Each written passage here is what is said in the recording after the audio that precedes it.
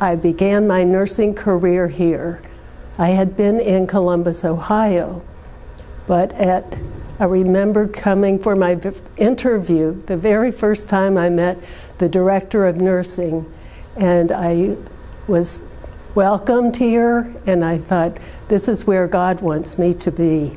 I also worked in another department called staff development. That was like show and tell. Whenever we got a new process or a new way of doing things, we would go, there were about 4 of us, and we would go around the whole hospital with show and tell. We did it all 3 hours of the day and night, and whatever was needed. I felt inspired to go to administration to say, we do not have a chaplain, we do not have any spiritual care provided for our patients and for their families and for our staff. So as that happened, I went to administration and actually knocked on the door and spoke with one of the official people here at CAMC, and that person said, we actually have been thinking about having a chaplaincy program.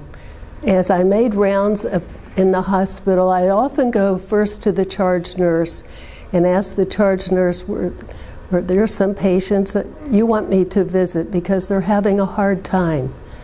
And I was able to be with some patients, with their families, and give the support that I knew that they needed, and that really believed that that was a gift that God gave me. Had an office on the first floor at General Hospital, and so when I was leaving every day after my work, I saw volunteers sitting at the desk, and sometimes I saw flowers, and sometimes I saw cards and a variety of things, and they seemed so friendly, and I thought, that would be a wonderful thing to do after I have worked here all these years.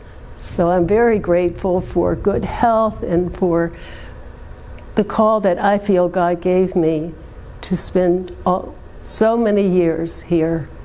It's been an experience that I will always remember the rest of my days.